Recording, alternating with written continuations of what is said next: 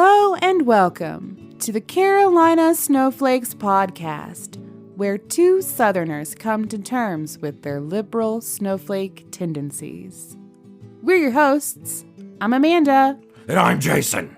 And we're here with this week's episode of the Carolina Snowflakes Podcast. And the reason I'm talking like this is because this week's episode is titled Gay Frogs and Crisis Actors, the Alex Jones story.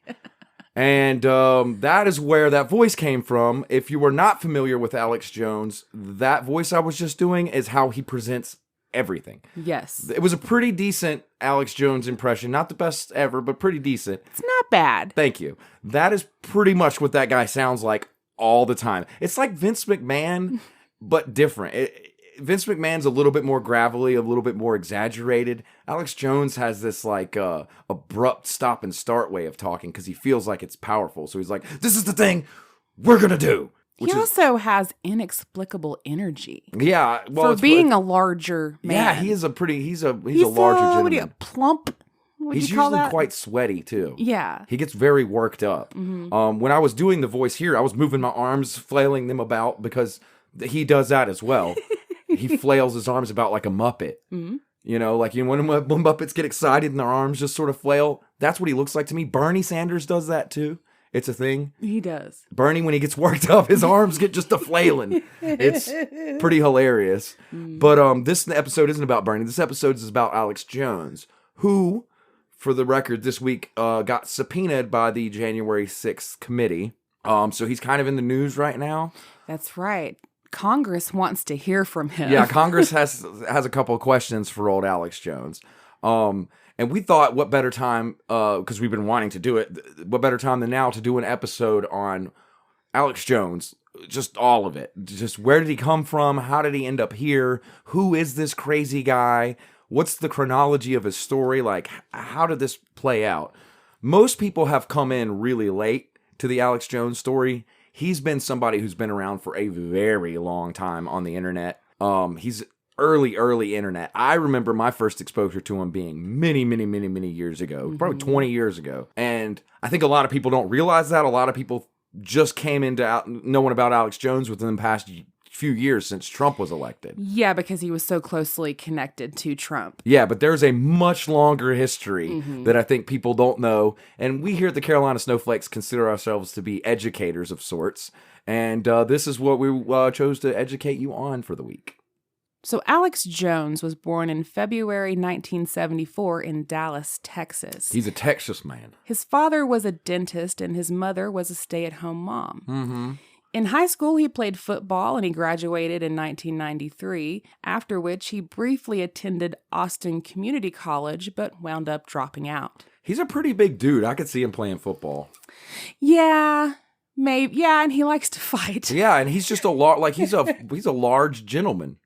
Yeah, he likes to fight. He's scrappy. He is a scrappy, yeah. Jones's media career began with his working in public access television. Mm-hmm. And from there, he transitioned to radio. So he started on like just public access, baby. You know. I bet it was weird. And it was like the early 90s. So it was really weird. I bet it was really bad and weird. Yeah. In 1996, he wound up hosting a radio show called The Final Edition on KJFK in Austin, Texas. That's a good name. Back when Ron Paul was running for Congress, he was a frequent guest on the show. Oh, yeah. Jones took the show from a standard conservative-leaning program to one in which he routinely ranted about Democrat politicians such as Bill Clinton. Yeah. The show grew in popularity, and in 1999, Jones was voted Best Austin Talk Radio Host. That's so crazy to think about, because like now I think of Austin as this like liberal bastion of hippies, but apparently back then it was full of crazy people. And they loved it. Yeah. Despite the popularity, Jones was fired from the station later that same year because he refused to tone down his rants at the request of station management. That's going to set the tone. He will forever refuse to tone down. They were losing advertisers and having a hard time selling to new ones because Jones's views were getting more and more extreme. Yep. He was also getting into altercations with other radio show hosts and their associates, who he regularly pissed off. He's like definitive alpha male. He like loves to just alpha male all over people. And he likes to fight. Mm-hmm. After he was fired from KJFK Radio, Jones went home and began broadcasting his own show over the internet. Yeah. His popularity persisted, and his show wound up getting syndicated on about 100 stations. Mm-hmm. Then 9/11 happened. Mm-hmm. And it was at this point that Jones began promoting the conspiracy theory that the Bush administration was behind the attack. Yep. Jones became the leading figure of the 9/11 truther cause. He did.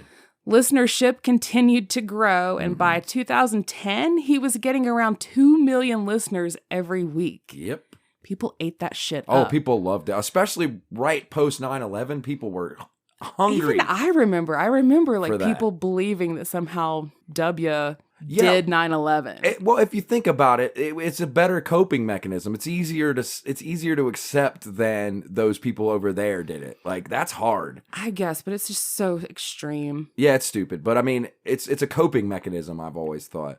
By 2011, he had a larger online audience than Glenn Beck and Rush Limbaugh combined. Yeah. Jones tended to attract a younger audience than other conservative hosts, in large part because he voiced conspiracy theories out in the open and because his show was web-based. Yeah. So he was like more techie. Yeah, and he also, I don't know if you saw this in anywhere you researched, but he also did the Chick-fil-A thing of hiring young, attractive women to present so that young men would come into the show. Yeah, he would later get accused of sexual harassment. Yeah, back in the early days of Infowars, he worked real hard to hire young, attractive women because he was trying to attract young men to the website. And in addition to his talk show, Jones launched a website in 1999 called Infowars. Yeah. It's a far-right, conspiracy-fueled fake news website designed to resemble real news. Yeah, it's also just a hawk supplements. Yeah, we're going to get into that. Yeah. And it's very popular. Oh, yeah.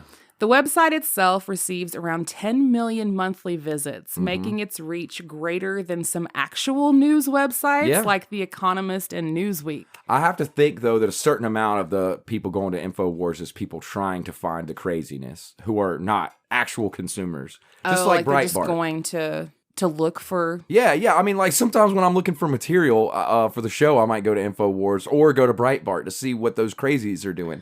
So some of it has to be content for lefty podcasts like us. Yeah, there's like 5 of us on there. Yeah. Out of the 10 million. Yeah, that are just there.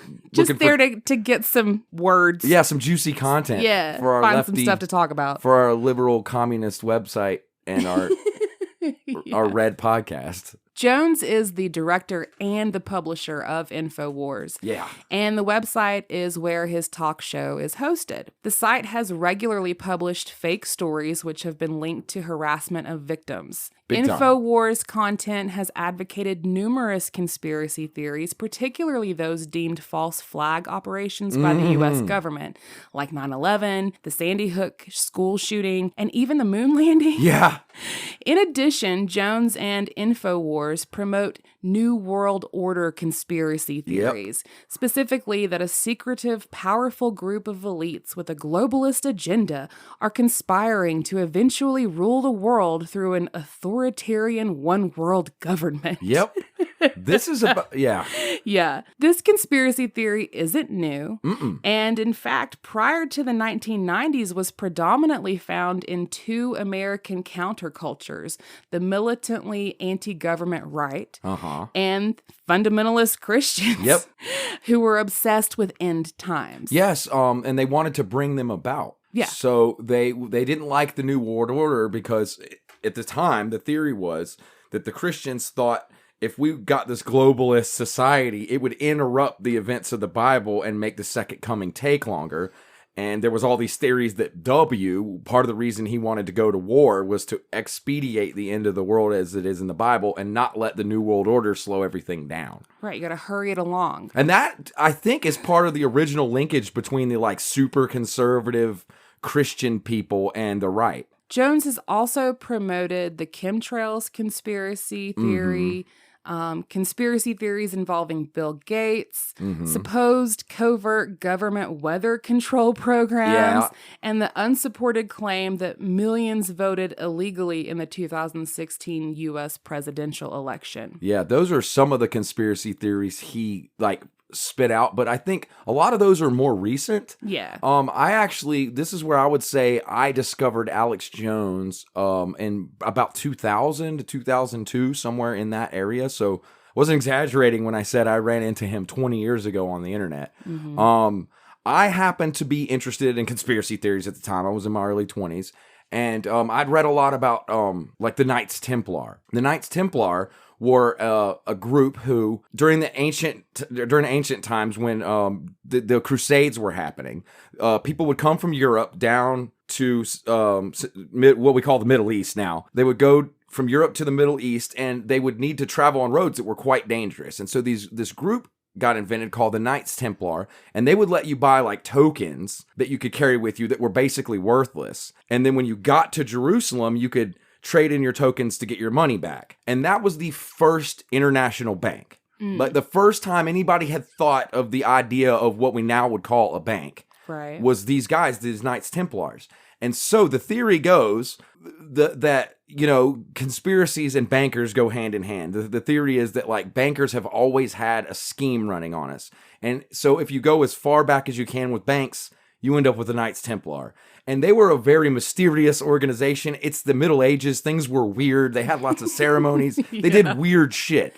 Yeah. And so all that weird shit makes them look conspiratorial. And so I got really interested in all that because they do very much on the outside look like a conspiracy type organization. And it's the origin of banking, which ties into the anti-Semitism of the whole thing.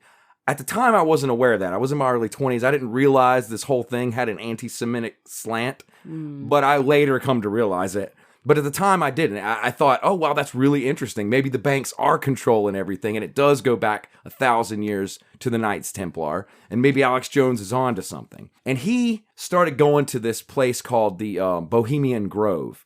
It's a place, it's like a resort where rich people, really, really rich people go. It's in California. And they do really weird shit in the woods. Yes. They have this big owl that's carved out of wood. I've seen pictures of it. It's there. It's stone. But it's stone. Covered in moss. Yeah, and it's an owl, and it talks, and then it's supposedly whatever the icon. And these rich people wear robes and chant, and they're in the woods with candles. It's very weird. And Alex Jones actually made a video where he snuck into the Bohemian Grove and got footage of them and audio recordings from inside of it. And that hit the internet like a shockwave. I mean, when that came out, that basically started conspiracy YouTube. This conspiracy side of YouTube really began with Alex Jones and this huge expose of the Bohemian Grove. And what footage he got was weird. I don't know what the hell was going on there. It was weird. Yeah. And it was weird enough to get a lot of people's attention. And it was shortly after that, he did one about what's called the Buildaburger group, which is a very large group of very powerful, a lot of media figures, a lot of newspaper owners. Business, huge international business leaders. And they meet in secret, but we can see where they're meeting, but no one's allowed in the meeting. The press isn't allowed. The Netherlands. Isn't allowed in the meeting. And he showed up there and would harass them and try to get footage from inside the meeting because he thought that's where a lot of that stuff was going down. Yeah, the New World Order.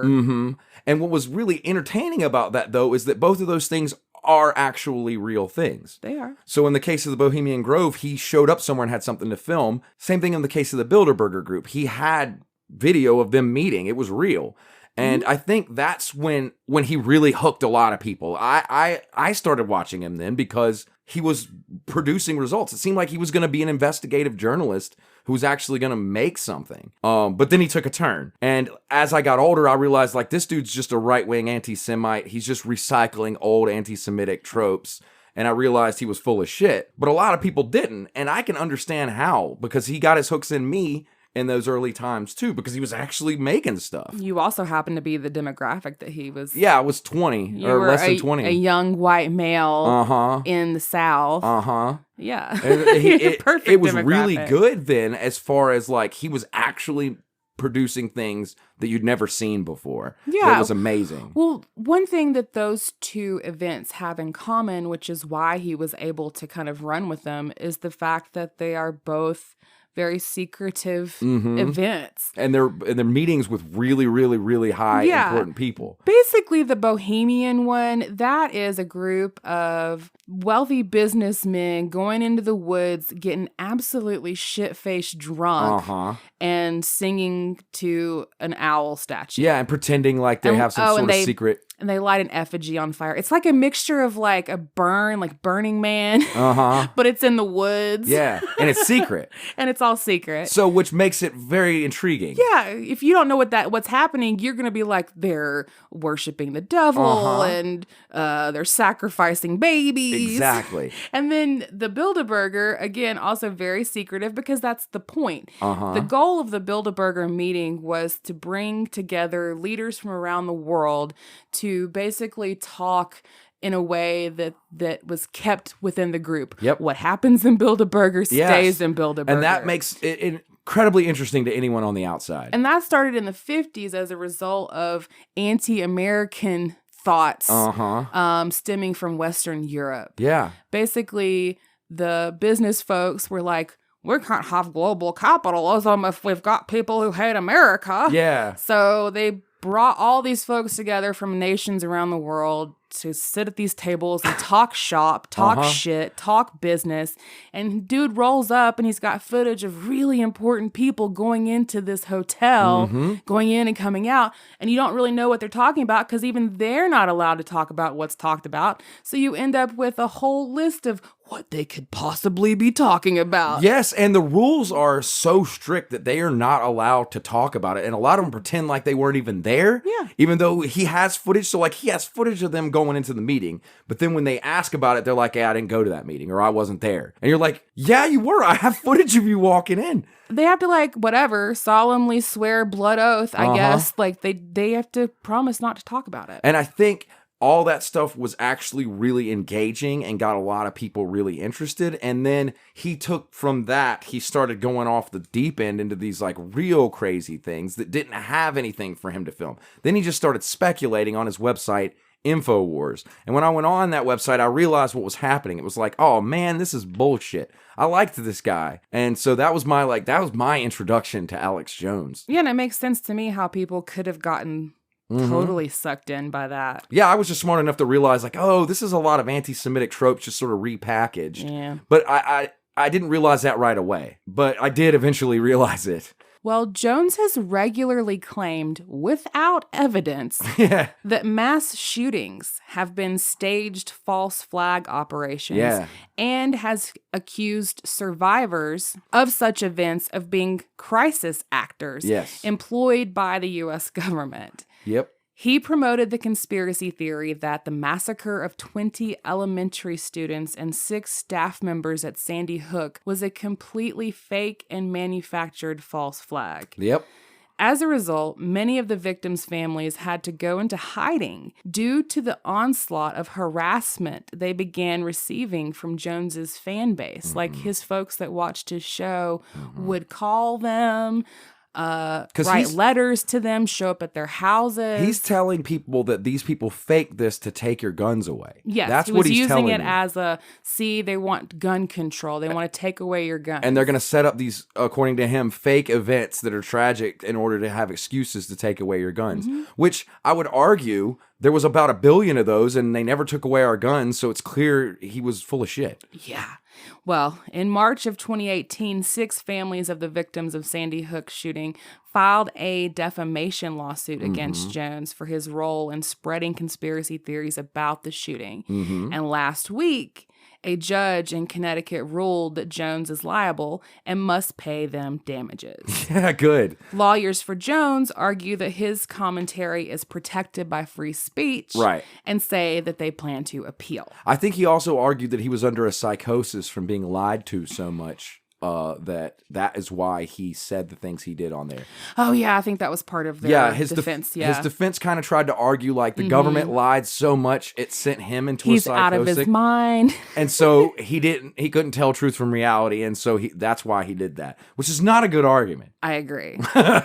So the judge ordered dude has to pay. And this begs the question of, okay, well, if Jones has to pay, where will the money come from? Yeah. Unlike most talk radio shows, Infowars itself does not directly generate income. No, it doesn't. It doesn't receive syndication fees or on-air advertising revenue from brand name businesses. He's also not really on YouTube. He has its own entity.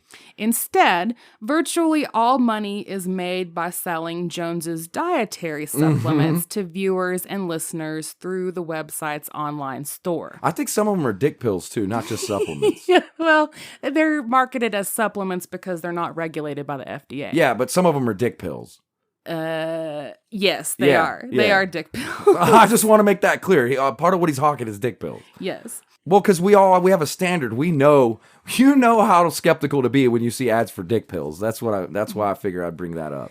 In 2017, the supplements being sold on Infowars were primarily sourced from a quack chiropractor named Edward Group III. A significant portion of the products being sold contained colloidal silver, which, as of late, Jones has been promoting as a cure for COVID. By the way, listen to our episode called Am I in a Cult? To hear what excessive intake of colloidal silver will do to you. Yeah. It ain't pretty. No, it's not. In 2014, Jones claimed that Infowars was making around $20 million in annual revenue.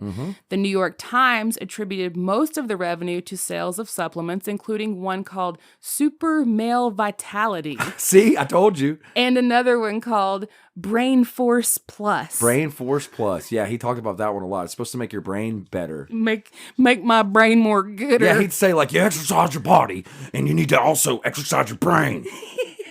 And he'd do it all sweaty. Sweaty. Sometimes shirtless. And he would get very mad. And he likes to talk about being a man. He's like, I'm a man, damn it. I'm a man. It's so weird. Yeah.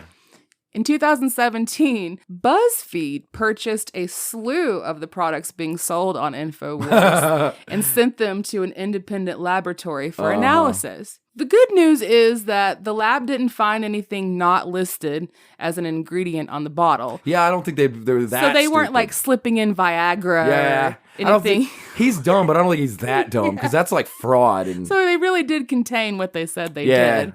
He was at least smart enough to know that. Yeah. The bad news is that most products were nothing more than low-dose multivitamins. Yeah, it's just vitamins. The Super Male Vitality contained an ingredient that does cause horniness in rats. But even if you drank the whole bottle because it's liquid, you wouldn't be consuming an equivalent dose like what was given to the lab rats. Yeah, well, it's just a scam.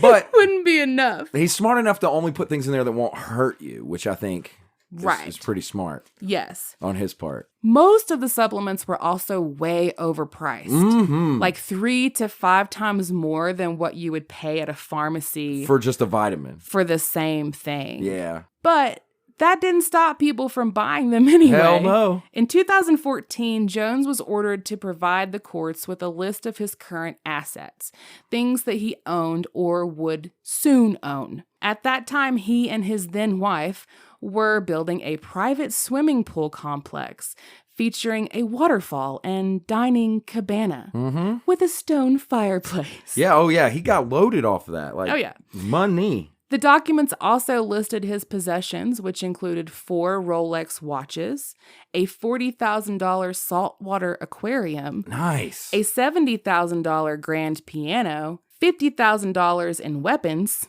and $70,000 in jewelry. Wow. And that was just what he had on hand. I wonder who plays the piano. I don't think he does. Could you imagine him playing the piano? Oh, holy night, the stars are brightly shining. And No. he's like squirting that vitality stuff in his mouth. Yeah, globalists. Ah. Oh, goodness. Yeah, so basically selling the snake oil in between shouting conspiracy theories proved to be very lucrative for Alex Jones. It's lucrative. At least for a while. Yeah. The other shoe does eventually drop on old Alex. In 2018, Alex Jones's world came crashing down. Mm-hmm.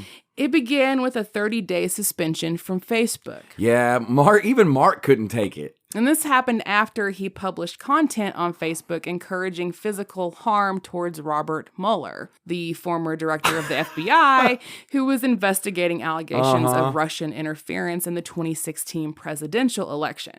Well, if you listen to our last episode that was called Metaverse Monstrosities, you'll learn that Mark Zuckerberg is a mutant robot man who does nothing but lie, and even he couldn't tolerate Alex Jones. The so that lizard shows you, himself. Yeah, that shows you. Like, this guy is too much. He had to have been real bad. Following the Facebook suspension, YouTube took down his channels, Apple removed all podcasts associated with Jones from iTunes, and also removed the Infowars app from the Apple App Store. Yeah. Jones's accounts have also been removed from Pinterest, MailChimp, and LinkedIn. Yeah, everywhere. Shortly after, he was removed from Instagram and Twitter. Even Wikipedia blacklisted him by removing Infowars as a linked source for content. Yep. Then PayPal broke up with him and ceased processing payments for his online store. Yep. No more social media presence, no more attention, no more money. It's only Infowars.com. That's all he has. During his time as a conspiracy theory guru, Jones became a huge proponent for all things Donald Trump. Oh, yeah. In fact, during the 2016 campaign for presidency, Jones launched an attack against Hillary's husband, Bill, calling him a rapist. He designed and sold T-shirts stating Bill was a rapist and then attempted to get on mainstream television while wearing the shirt. The irony, because the other guy bragged about grabbing pussies, but I guess that doesn't matter. Just gets left out there. So he did. He gate crashed the set of the Young Turks at the Republican National Convention. He did. I remember that. While wearing his T-shirt, which led to a shouting match and a fist fight with the host. Yeah, I remember that. Yeah. I also remember him trying to pick a fight with Marco Rubio one time on live television. Yeah, he did do that too. He just likes to fight. Yeah, he does. Jones regularly and consistently endorsed and supported Trump's MAGA movement. I know the word MAGA movement. I like that. Yeah, it's like a bowel movement. From the get-go, it really is a bowel movement. It's a bowel movement of America. Yeah. Across America. So he supported him from the get-go and then throughout the Trump presidency. Naturally, he backed the president during his 2020 re-election campaign. Oh, yeah. And when Trump lost, he called on demonstrations to be held on the premise that the election had been rigged. It's funny because even Trump distanced himself from him. In 2015, Trump was on Alex Jones' show. Trump was on Infowars in 2015. And Alex Jones' reputation got dragged through the mud so hard that Trump won't have anything to do with him. But Alex can still go out there and root for Trump all he wants to. Well, once Trump was in office, I think their relationship was a little bit touch and go. But for the most part, Alex always had his back, with the exception of a couple of things. And I think Trump even gave him a few nods here and there because Alex was out campaigning for him. Yeah, but he wouldn't go on a show ever again. It was after 2015 was the last time Trump was on. Why would he have to? He had Fox News at that point. Yeah, and he still does. Yeah, there you go. Earlier this week, as we mentioned, Jones was subpoenaed by Congress as part of their investigation into the January 6th attack at the Capitol. Jones partially funded and helped to raise other funds to finance the January 6th Trump rally in Washington that preceded the attack. So he's in with the money on the January 6th attack. Yeah, because we were like, how is he involved in all of this? Yeah, I was kind of wondering. Well, that's how. He helped get the money to make it happen. I gotcha. He attended the rally at the Capitol on both January 5th and 6th. On the 5th, he was a guest speaker at the March to Save America gathering. I love the names they give. Yeah, they love it. Patriotism. It's great. Where he said, and this is a quote from Alex Jones at the March to Save America, where he said, "We have only begun to resist the globalists. They have tried to steal this election in front of everyone." And, quote, "I don't know how this is all going to end, but if they want to fight, they better believe they've got one." Yeah. That's part of getting everybody riled up, ready to fight. Mm-hmm. The next day, on January 6th, Jones showed up with a bullhorn and told the crowd that he had seen over 100 members of Antifa mingling in the crowd undercover. Wow. Because they have badges or something? He just knows. He just knows who's Antifa. It's so bad. Just to get him riled up. And we talked pissed. about this when it happened. I saw the footage of January 6th. They were all fat and redneck. Old fat white men. Yeah, those aren't Antifa. Not a single one of them was Antifa. No, none of them had skinny jeans. None of them had multicolored hair. None of them looked anemic from being vegan. So, yeah, it wasn't Antifa. That same day, a video was posted to Infowars of Jones saying, quote, "We declare 1776 against the New World Order. We need to understand we're under attack. And we need to understand this is 21st century warfare and get on a war footing." I like that we're declaring 1770. We're declaring a year. He declared a year, but then also said it was the 21st century version of warfare. Yeah, so it doesn't make any sense at all. That sentence doesn't follow, but most of his stuff doesn't either. So he's due in court or due in front of Congress in December. He has to provide documents by the 6th, and I think he's supposed to give his testimony by the 18th. Well, you left out the part where his wife divorced him and he lost his wife and kids. Oh, yeah. That happened too. So when he lost all his social media presence and lost his money, he also lost his wife. Yep. She left him. And she left him and took the kids. And he's not allowed to see them. They had to. It was a messy divorce. It was gruesome. It was very public. And she basically had to fight him for custody. And part of the claim was that he's a crazy person. That he's a crazy person. Like they literally argued in court, like he's a crazy person. Yeah, she talked about how unstable he is and that she didn't want her kids exposed to that. It's really funny. I've seen clips of him recently crying about it and talking about, I've given everything to this movement. I've given everything, but I'm a man. I'm strong. But they took my wife and they took my kids, but I'm going to be strong.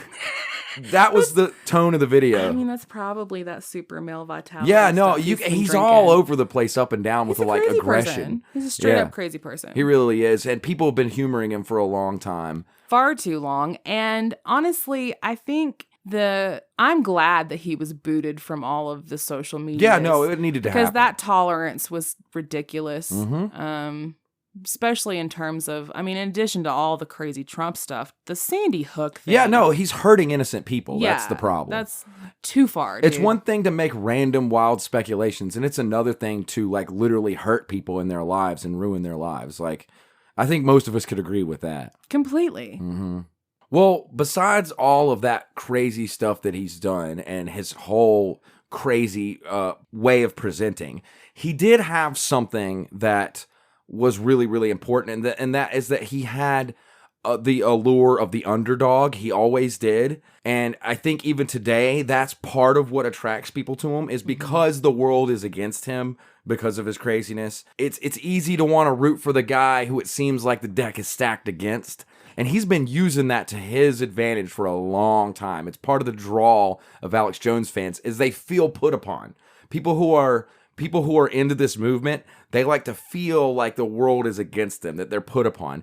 Again, because that's easier than the actual truth, and it's that they're losers. He regularly portrays himself as a victim. Right. When he speaks to the public, he talks about how the government or XYZ is putting upon him. Right. And now he's suffering as a result. Right. And so I would like to go a little, just for a second, into the psychology of that, because earlier I mentioned that the 9/11 truther thing was the same thing. It's a coping mechanism. When the truth is hard, sometimes believing a lie is easier. And Alex Jones has always used that, and that's part of the victim card he always plays. And you'll notice if you meet people who are big fans of Alex Jones, they do the same thing. To be put upon, to have some conspiracy working against you is easier than the fact that you are indeed a loser, a failure, not good at whatever it is you do. That's hard. It's easy to say a bunch of Jews are keeping you down.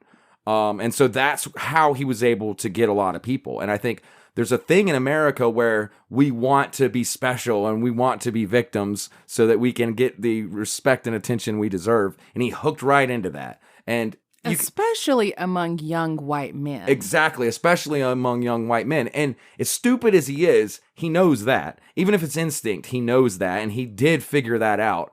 And I don't want to be on his side or anything, but I want to say that, like, he's pretty good at manipulation. Like Trump, I don't think he's smart. I think it's instinct, but I think he's pretty good at it. And that's how he was able to get to where he's at.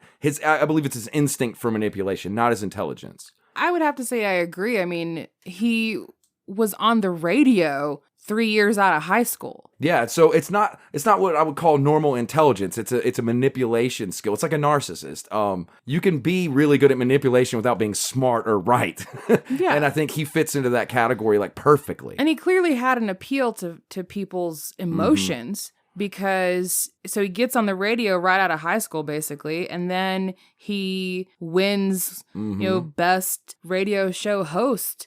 Yeah. Just a couple years later. I mean, he wasn't even 30 at that. Like, he was exactly. still in his 20s. That's why I was saying, like, after all that, it might be easy to be like, well, he's just a crazy person. How did he ever get anywhere?